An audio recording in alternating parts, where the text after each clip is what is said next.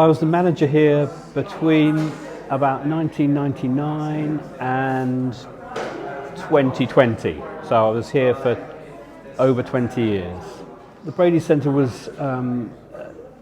has been here, as you probably know, for a long time, but it was originally a sports centre. Well, in the first instance it was a Jewish community centre, but it became a sports centre run by London Borough of Tower Hamlets, and then it became very run down in the sort of 90s, and there was an arts lottery award to convert it from what it was into an arts and community project. And I came here when it was under construction, or when it was being refurbished. In 1999-2000, this area was completely different to what it is now. So we saw a lot of changes, and the idea of the Brady Centre was to bring all the existing arts provision in the borough together in one place.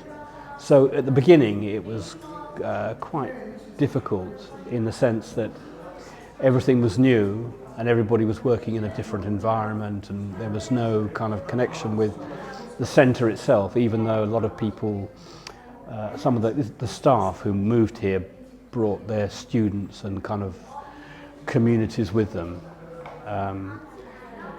But I mean, and the other bit of the Brady Centre was that it had always been a sort of focal point for the local community in terms of their own activities, and you know, it was always popular for things like weddings and parties and things, and we continued that. So you know, most weekends there would have been an event here of some kind, and yeah, and we sort of just built on that. And as I say, it was at the start it was quite quiet because it was new, but over the years I think it became quite well used, and I think that's, from what I can gather, that kind of continues.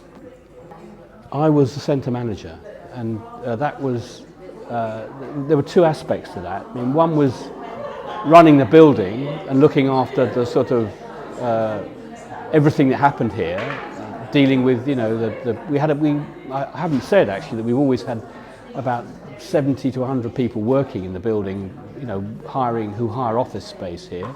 So dealing with that kind of thing, dealing with the maintenance, but then also overseeing the activities. So performances at weekends. So it was a pretty full-on job. You know, it was almost like, I wasn't here all the time, but I mean, it felt like that sometimes. Yeah, I mean, it did change. I mean, we as I say, we brought things here from different parts of the borough and different types of activities. Some of them were more successful than others, and the way that we had to operate was to discontinue the things that weren't going well. For example, we had a fully working pottery when we first started, and even though it was a great facility and for the people that attended it was a really good resource, it just didn't have the kind of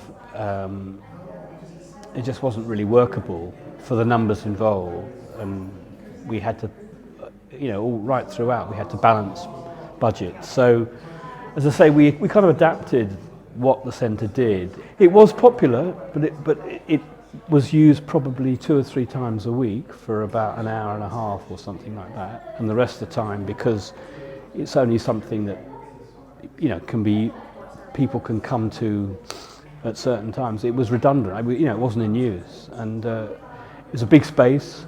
And the same sort of thing. Another example would be, we had a dark room for black and white photography, which was brilliant.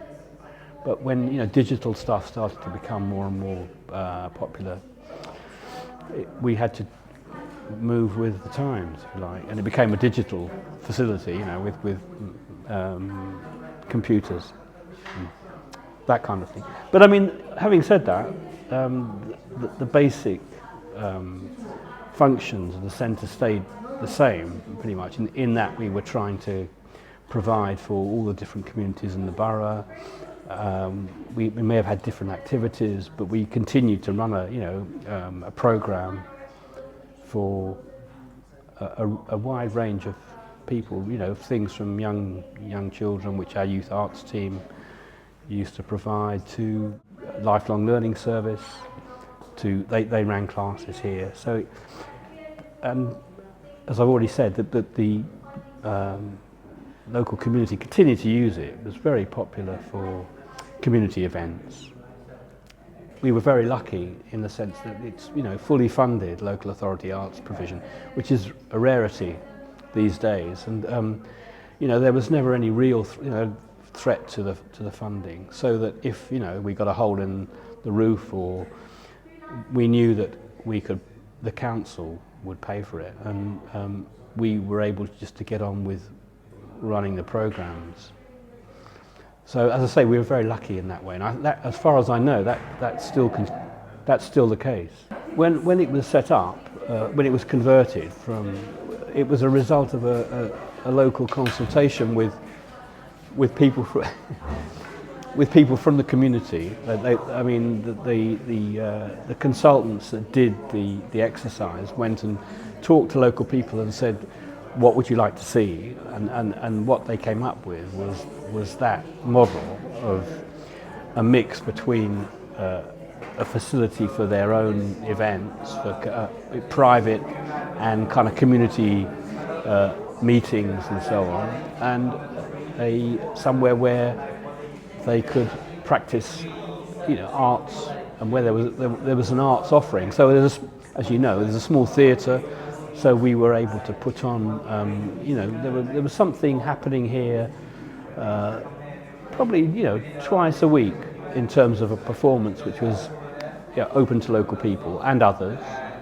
And we didn't do it all ourselves. We were very much in partnership with other organisations. So we had a venue that, for example, theatre companies might be looking for a place to put on the show.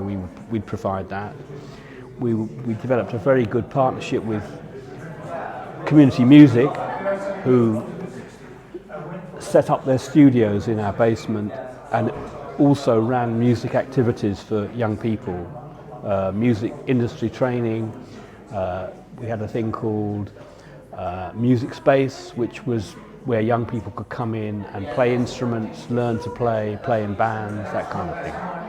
I mean, obviously I'm a bit biased, but I think it's a great space, and it's got a great tradition. I mean, I talked a bit at the start about if you look back at what was done here when it was a Jewish boys and girls club, it was fantastic. And even though that community moved away and it was replaced by others, I think it was really great that kind of thing could continue, you know, over. I mean, I looked at. I've got stuff going back to the 1920s, so that's 100 years. You know, this building's been sort of fulfilling pretty much the same function, even though its contents changed. So, yeah, that's all I'd say. I don't know, 100 years of community provision.